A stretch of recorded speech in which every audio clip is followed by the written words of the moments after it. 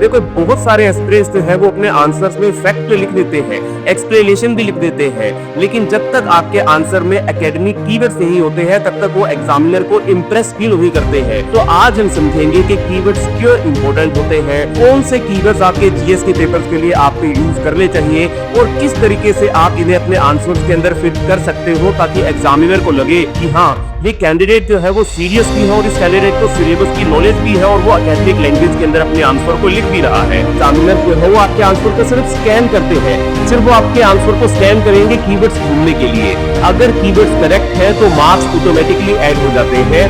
नमस्कार दोस्तों, स्वागत है आपका हमारे यूट्यूब चैनल पर। तो दोस्तों आज की इस वीडियो में हम डिस्कस करेंगे कि ऐसी ट्रिक जो आपके किसी भी सिविल सर्विसेज एग्जाम की आंसर राइटिंग को एकदम नेक्स्ट लेवल के ऊपर लेकर चली जाएगी। चाहे आप यूपीएससी की तैयारी कर रहे हैं, Uttar Pradesh public service commission का तैयारी कर रहे हैं या बिहार पब्लिक सर्विस कमीशन की तैयारी कर रहे हैं, ये ट्रिक जो है वो किसी भी सिविल सर्विसेज एग्जामिनेशन की आंसर राइटिंग के अंदर जाकर एकदम सटीक बैठती है और वो है कीवर्ड्स का यूज। देखो बहुत सारे एस्पिरेंट्स जो है वो अपने आंसर्स में फैक्ट लिख देते हैं, एक्सप्लेनेशन भी लिख देते हैं, लेकिन जब तक आपके आंसर में एकेडमिक कीवर्ड्स नहीं होते हैं तब तक वो एग्जामिनर को इंप्रेस फील नहीं करते हैं। तो आज हम समझेंगे कि कीवर्ड्स क्यों इंपॉर्टेंट होते हैं, कौन से कीवर्ड्स आपके जीएस के पेपर्स के लिए आपको यूज करने चाहिए और किस तरीके से आप इन्हें अपने आंसर्स के अंदर फिट कर सकते हो ताकि एग्जामिनर को लगे कि हाँ ये कैंडिडेट जो है वो सीरियस भी है और इस कैंडिडेट को सिलेबस की नॉलेज भी है और वो एकेडमिक लैंग्वेज के अंदर अपने आंसर को लिख भी रहा है। तो चलिए सबसे पहले एक सिंपल डेफिनेशन जानते हैं कि ये कीवर्ड्स होते क्या हैं। दोस्तों words or phrases that are very crucial for a question which represent the core concept or show you understand the topic, वही होते हैं कीवर्ड्स। ये वो वर्ड्स होते हैं जो डायरेक्टली क्वेश्चन से लिंक्ड होते हैं, ये आपके आंसर का फोकस जो है वो बताने का काम करते हैं। अगर आप इन्हें यूज करते हो तो एग्जामिनर को तुरंत समझ में आ जाता है कि आप इस टॉपिक को अच्छे से समझ गए हो और आप उस टॉपिक को किसी और को अच्छे से समझा भी सकते हो, क्योंकि जब तक आप किसी टॉपिक को किसी दूसरे इंसान को नहीं समझा सकोगे, वो भी बिल्कुल अच्छी लैंग्वेज के अंदर, बिल्कुल कंसाइज लैंग्वेज के अंदर, कम शब्दों का इस्तेमाल करते हुए, तब तक आपकी उस टॉपिक के ऊपर जो डेप्थ है वो एग्जामिनर को पता नहीं चलेगी। और यही तो कीवर्ड्स का रोल है आंसर राइटिंग के अंदर। क्या क्या रोल है, एक एक करके ये सारे रोल जो है वो अपन समझते हैं। सबसे पहला रोल जो कीवर्ड का होता है दोस्तों, उसको हम बोलते हैं कंसेप्ट क्लैरिटी दिखाने का। जब आप करेक्ट कीवर्ड्स यूज करते हो तो ये दिखाता है कि आप टॉपिक को सिर्फ रोड लर्निंग नहीं लॉजिकली भी समझते हो। जो दूसरा इसका मेन रोल है वो है ओपन एग्जामिनर जो है वो आपके आंसर को सिर्फ स्कैन करते हैं, सिर्फ वो आपके आंसर को स्कैन करेंगे कीवर्ड्स ढूंढने के लिए। अगर कीवर्ड्स करेक्ट है तो मार्क्स ऑटोमेटिकली ऐड हो जाते हैं। और जो तीसरा मेजर रोल इन कीवर्ड्स का है वो है आंसर को स्ट्रक्चर्ड बनाने में। कीवर्ड्स का यूज आपके आंसर को ऑर्गेनाइज बनाता है, आपके आंसर को कंसाइज बनाने का काम करता है। एग्जांपल अगर अपन समझें, देखो अगर क्वेश्चन है दैट कॉजेज ऑफ 1857 रिवोल्ट, तो आप लिख सकते हो उसके अंदर sepoy mutiny, destruction of traditional authority, peasant impoverishment, social hierarchy disruption, economic exploitation. ये कुछ ऐसे कीवर्ड्स हैं जो आपके आंसर को स्ट्रक्चर प्रोवाइड करने का काम कर रहे हैं और साथ में एग्जामिनर को इंप्रेस भी करते हैं। प्रॉपर कीवर्ड्स, प्रॉपर प्लेसमेंट के साथ एग्जामिनर की नजर में प्रोफेशनल और कॉन्फिडेंट आंसर लिखने की एक बहुत ही बढ़िया कुंजी है। तो दोस्तों साथ में कीवर्ड्स इतने ज्यादा इंपॉर्टेंट क्यों है, चलिए इसके ऊपर थोड़ा सा और अपन देख लेते हैं और हम साथ में कुछ समझेंगे कि क्या प्रैक्टिकल हैक्स है जिनके थ्रू आप कीवर्ड्स को डेवलप भी कर सकते हो। सबसे पहले दोस्तों, जैसे मैंने आपको पहले ही बताया, सोचो एक एग्जामिनर के पास ज्यादा से ज्यादा आपका आंसर चेक करने के लिए 2 या 3 मिनट ही होते हैं। अगर आप प्लेन हिंदी या प्लेन इंग्लिश के अंदर अपना आंसर लिख दोगे, जैसे कि women actively participated in freedom struggle, तो वो एक नॉर्मल स्टेटमेंट लगती है। लेकिन अगर आप इसको लिखो that women's participation in the freedom struggle symbolised cultural awakening, it symbolised civilisational continuity, it symbolised inclusiveness, it symbolised nationalist mobilisation, तो अब क्या हुआ इससे, अब आपका आंसर जो था वो स्ट्रक्चर्ड हो गया, क्लैरिटी ज्यादा हो गई और वो थोड़ा ज्यादा अपील भी तो क्रिएट कर रहा है एग्जामिनर के लिए। ए पार्ट में ही आपने 4 स्कोन्ड कीवर्ड्स जो है वो अपने आंसर के अंदर डाल दिए जो डायरेक्टली आपके जीएस पेपर 1 के सिलेबस के साथ कनेक्ट भी होते हैं। तो रूल सिंपल है, हर एक सब हेडिंग में एक कीवर्ड लिखो और जब 5 सब हेडिंग्स या 5 पॉइंट लिख दो तो लास्ट में कीवर्ड से एक फॉर्मूला बना दो और उसको भी लिख दो। अब ये फॉर्मूला क्या होता है, ये फॉर्मूला कैसे बनता है, कहां यूज होता है, वो अगले सेशन के अंदर बात करेंगे। और इन सभी कीवर्ड्स को लिखने के साथ कुछ कीवर्ड्स को आप अंडरलाइन कर सकते हो और कुछ कीवर्ड्स को आप बॉक्स के अंदर भी डाल सकते हो। अलग अलग तरीके से आपको अपने कीवर्ड्स को रिप्रेजेंट करवाना पड़ेगा। इससे एग्जामिनर को तुरंत सिग्नल मिलता है कि आप एकेडमिक लैंग्वेज के अंदर लिख भी रहे हो और आप उसको समझाने का काम भी कर रहे हो। साथ में चलिए कुछ प्रैक्टिकल एग्जांपल एक बार अपन देखें। मान लीजिए हिस्ट्री एंड कल्चर की आप तैयारी कर रहे हो, उसके लिए आप कैसे कीवर्ड्स यूज करोगे देखते हैं। जैसे मान लीजिए एक कीवर्ड है जिसका नाम है सिविलाइजेशनल कॉन्टिनम। सिविलाइजेशनल कॉन्टिनम नाम का एक कीवर्ड है जिसको आप अपने हिस्ट्री के आंसर के अंदर यूज कर सकते हो। अब ये हड़प्पा से गुप्ता तक कंटिन्यूटी एक्सप्लेन करते वक्त आपके काम आ सकता है सिविलाइजेशन कॉन्टिनेंट। ऐसे ही कल्चरल सिंक्रेटिज्म, ये एक आपका हिस्ट्री का एक बहुत ही प्यारा कीवर्ड है, कल्चरल सिंक्रेटिज्म, जो भक्ति सूफी मूवमेंट या अकबर की रिलीजियस पॉलिसी के कंटेक्स्ट में आप यूज कर सकते हो। ऐसे ही एक और कीवर्ड है रिलीजियस एसिमिलेशन।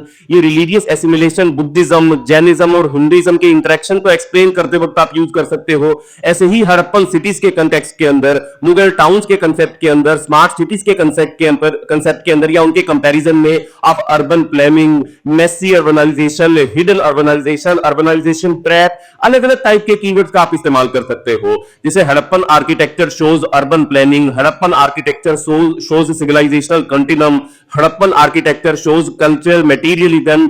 बस कीवर्ड्स को अंडरलाइन कर दो या बॉक्स के अंदर कन्वर्ट कर दो, या फिर ब्रैकेट्स के अंदर भी डाल दो। इससे आपके आंसर को एक लेवल एक्स्ट्रा मिल जाएगा। आपके आधा या एक नंबर बढ़ने की जो चांसेस है वो गारंटीड हो जाते हैं कीवर्ड्स के इस्तेमाल के साथ। ऐसे ही आप जियोग्राफी के अंदर भी कीवर्ड्स का यूज कर सकते हो। आप जानते हो कि जीएस1 का एक मेजर पार्ट है जियोग्राफी, प्रीलिम्स में भी आता है और मेंस के अंदर भी आता है। यहां आपको मैथ और डायग्राम्स के साथ साथ स्टूडेंट कीवर्ड्स का भी यूज करना होता है। जैसे कि एक कीवर्ड है मॉनसून वेरिएबिलिटी, रेनफॉल के सवाल में मॉनसून वेरिएबिलिटी को डालो। रिसोर्स डिस्ट्रीब्यूशन, मिनरल कोल के क्वेश्चन में एनर्जी जियोग्राफी को शो करते हुए इस कीवर्ड को यूज करो। ऐसे ही एनवायरमेंटल डिटरमिनिज्म, ज्योग्राफी हिस्ट्री को लिंक करने के लिए आप इस कीवर्ड को यूज करो। ह्यूमन एनवायरमेंट इंटरेक्शन, अर्बनाइजेशन के केस में, डिजास्टर के केस में ह्यूमन एनवायरमेंट इंटरेक्शन जैसे कीवर्ड को यूज करो। ऐसे ही सिस्मिक वल्नरेबिलिटी, अर्थक्वेक कोन दोष दिखाने के लिए आप इस कीवर्ड का यूज कर सकते हो। और जैसे एग्जांपल अगर मैं आपको दूं, अगर सवाल आए discuss the factors responsible for uneven distribution of the population in India, तो लिख दो population distribution in India is shaped by monsoon variability, population distribution in India is shaped by resource distribution, it is shaped by human environment interaction। ये examiner को clear करता है कि आप geographical vocabulary इस्तेमाल कर रहे हो। और साथ में चलो अब डिस्कस करते हैं ऐसे कुछ प्रैक्टिकल हैक्स जिसके थ्रू आप कीवर्ड्स लाभ कर सकते हो, कीवर्ड्स बना सकते हो। सबसे पहला फैक्ट जो है या सबसे पहला हैक जो है वो रहेगा, हर सब्जेक्ट के लिए आपको एक कीवर्ड बैंक बनाना है।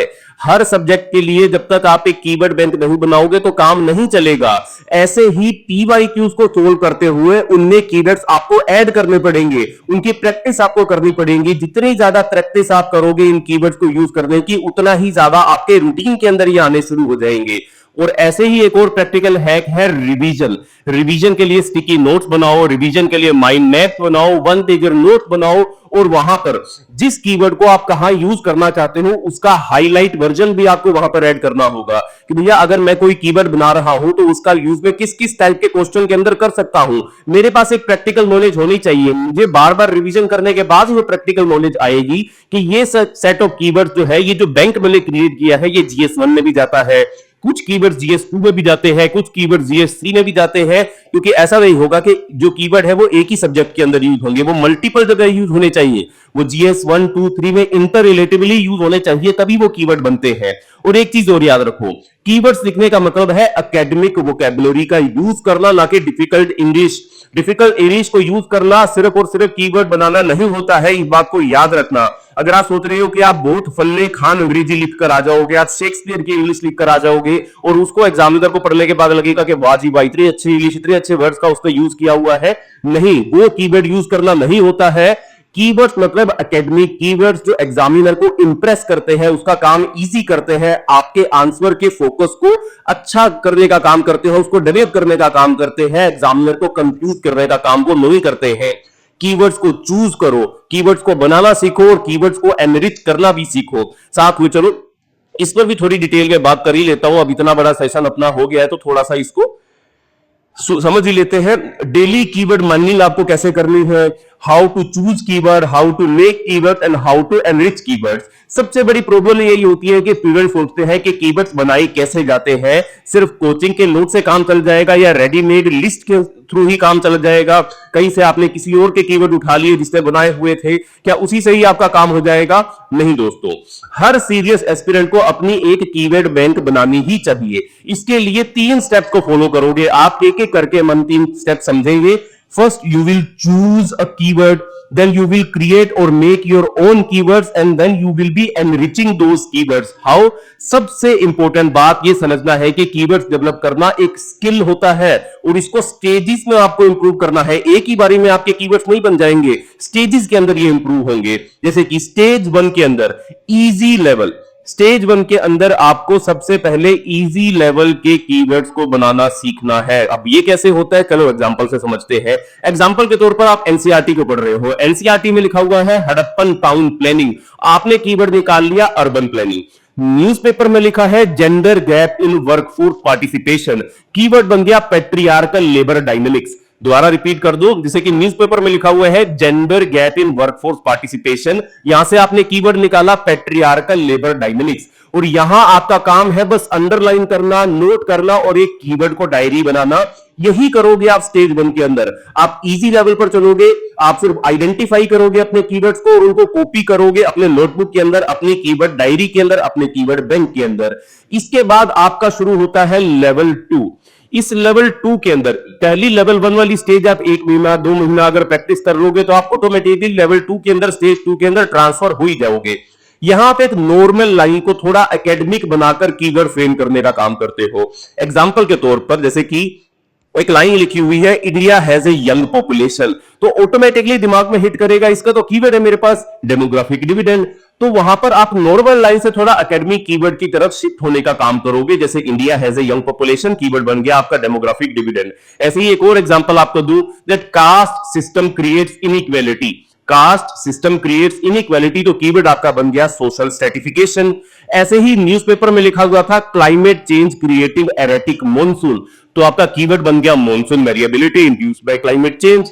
इस स्टेज में आप प्लेन फैक्ट को यूपीएससी या फिर Uttar Pradesh public service commission या किसी भी पब्लिक सर्विस कमीशन के सुटेबल वोकैबुलरी में कन्वर्ट करने का काम करते हो। ऐसे ही फिर स्टेज 3 आ जाती है, जब आप हाई लेवल पर पहुंच जाते हो, जब आप एनरिच करने लगते हो पुराने बने हुए कीवर्ड को, आप इनोवेशन करने लगते हो, आप नए नए एडवांस तरीके इस्तेमाल करने लगते हो अपने कीवर्ड्स को बनाने के लिए। एडवांस लेवल पर आप खुद इनोवेटिव कीवर्ड्स बना पाते हो, किसी रिपोर्ट को पढ़ने के बाद, किसी थिंकर को पढ़ने के बाद, किसी एकेडमिक बुक को मिक्स करने के बाद आप इन सब चीजों का आपस में मिक्सचर क्रिएट करते हो और एक एडवांस, एक एनरिच, एक इनोवेटिव कीवर्ड बनाते हो। जैसे कि एग्जांपल के तौर पर कुछ कीवर्ड्स यहां पर अगर अपन डिस्कस करें तो आइए एक एक करके इन कीवर्ड्स को डिस्कस करते हैं। जब आप एडवांस लेवल पर पहुंच जाओगे तो कैसे कुछ कीवर्ड्स आपके बने हुए, ये भी मैं ये नहीं कह रहा हूं कि ये बहुत ही एडवांस्ड है, बट अभी समझने के लिए आप इनका यूज कर सकते हो। जैसे कि मान लीजिए एडवांस लेवल पर जब आप पहुंचोगे तो एक एग्जांपल है अपने पास, यूएनडीपी की ह्यूमन डेवलपमेंट रिपोर्ट आई और इस ह्यूमन डेवलपमेंट रिपोर्ट में लिखा हुआ था लो ह्यूमन कैपिटल फॉर्मेशन। लो ह्यूमन कैपिटल फॉर्मेशन जो लिखा हुआ है आपका, ये एक प्रकार से आपको लाइन के अंदर फ्रेम करके दिया हुआ है। तो आप यहां से आप कीवर्ड बना लोगे आपका कैपेबिलिटी डेफिसिट, कैपेबिलिटी डेफिसिट। इससे इस पूरे 3 शब्दों को 4 शब्दों को आपने 2 शब्दों के अंदर रिड्यूस भी कर दिया है और वो ज्यादा अट्रैक्टिव भी लग रहा है। साथ में आप इसको मेंशन भी कर दोगे that UNDP human development report ये बता रही है इंडिया के अंदर या दुनिया भर के अंदर कैपेबिलिटी डेफिसिट है, यानी कि अभी लो ह्यूमन कैपिटल फॉर्मेशन है। ऐसे ही आईपीसीसी की रिपोर्ट है, मान लो आईपीसीसी की रिपोर्ट के अंदर लिखा हुआ है rising frequency of extreme weather events, rising frequency of extreme weather events, तो आप डायरेक्ट इसी कीवर्ड को यूज करोगे यहां पर, मींस क्लाइमेट वल्नरेबिलिटी। ऐसे ही एग्जांपल के तौर पर ऑक्सफर्ड रिपोर्ट के अंदर लिखा हुआ है wealth concentration in top 1% of the population, के 1% पॉपुलेशन के अंदर ही सारी वेल्थ जो है वो, मेजॉरिटी ऑफ द वेल्थ जो है वो कंसंट्रेट हो रखी है। इसमें आप कीवर्ड यूज करोगे इकोनॉमिक ओलिगार्की। ऐसे ही WHO की रिपोर्ट है double burden of mall nutrition, तो यहां आप यूज करोगे न्यूट्रिशन पैराडॉक्स, यानी कि ओवर न्यूट्रिशन की प्रॉब्लम भी है, अंडर न्यूट्रिशन की प्रॉब्लम भी है। ऐसे ही यूनेस्को की रिपोर्ट है gender gap in digital access, तो यहां पे कीवर्ड यूज करोगे digital divide and gender disparity.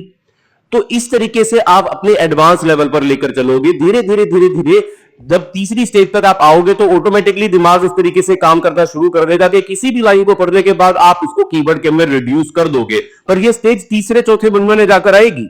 Starting में सिंपल स्टेज के ऊपर आप चलोगे, फिर मीडियम लेवल पर चलोगे। पहले आप सिर्फ चूज करोगे, सिर्फ कॉपी पेस्ट करोगे, अपनी नोटबुक में ऐड करोगे। फिर दूसरी स्टेज में आप धीरे धीरे अलग अलग चीजों को मिक्स करके कीवर्ड बनाना जान जाओगे, समझ जाओगे। और तीसरी स्टेज के अंदर आप पहले वाले कीवर्ड को और भी ज्यादा एनरिच कर दोगे। ये स्टेज में आपका आंसर एकदम अलग लगने लगेगा, क्योंकि एग्जामिनर को दिखेगा कि कैंडिडेट सिर्फ नोट्स रट कर नहीं आया है, बल्कि कंसेप्चुअल मैच्योरिटी भी उसके पास मौजूद है। ऐसे ही फिर आगे क्या आएगा, इन सब स्टेजेस को पार करने के बाद आप पहुंच जाओगे डेली कीवर्ड माइनिंग के ऊपर। अब ये डेली कीवर्ड माइनिंग क्या होती है, इसका मतलब ये होता है कि आप न्यूज़पेपर को सिर्फ मीन्स के लिए नहीं पढ़ोगे, उसमें से आप कीवर्ड्स निकालना शुरू करोगे, कीवर्ड्स की माइनिंग आप शुरू करोगे। एडिटोरियल्स में जो एकेडमिक वर्ड्स यूज होते हैं उन्हें अपनी डायरी में लिखोगे। जैसे कि मान लीजिए द हिंदू में लिखा है इंडिया अर्बनाइजेशन इज एक्सक्लूजनरी, तो वहां पर कीवर्ड बन जाएगा अर्बन एक्सक्लूजन, डायनेमिक्स। ऐसे में मान लीजिए इंडियन एक्सप्रेस आप पढ़ रहे हो, उसके अंदर लिखा हुआ है health system suffers from structural inequality, health system suffers from structural inequality, तो कीवर्ड बन जाएगा हेल्थ इंफ्रास्ट्रक्चर डेफिशिट। हर दिन 3-4 नए कीवर्ड्स जो है वो आप अखबार में से निकालोगे, अपनी डायरी के अंदर लिखोगे और वीक के एंड में रिवाइज करोगे। इस तरीके से 3-4 महीने में ही आपके पास 200, 300, 400 स्ट्रेट कीवर्ड्स का एक रेडी स्टॉक जो है वो क्रिएट हो जाएगा। तो समझ गए, कीवर्ड मेकिंग प्रोसेस है, कीवर्ड मेकिंग एक आर्ट है, कीवर्ड मेकिंग एक स्किल है। पहली स्टेज में आइडेंटिफाई करो, सेकंड स्टेज में नॉर्मल लाइंस को एकेडमिक फ्रेम में बदलो, और तीसरी स्टेज में अपनी रिपोर्ट्स और कंसेप्ट्स को इनोवेटिव तरीके से कीवर्ड के अंदर ट्रांसफर करो। इस प्रोसेस से आपके आंसर एकदम स्ट्रक्चर्ड, एग्जाम फिट और यूनिक भी लगेंगे। और सबसे बड़ी बात, एग्जामिनर को लगता है कि कैंडिडेट की लैंग्वेज ही यूपीएससी स्टैंडर्ड की है या स्टेट सिविल सर्विसेज एग्जामिनेशन के स्टैंडर्ड की है।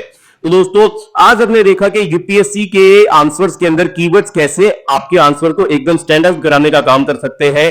हिस्ट्री के कुछ एग्जांपल देखे, हमने कल्चर के कुछ एग्जांपल देखे, जियोग्राफी के, सोसाइटी के कुछ एग्जांपल देखे।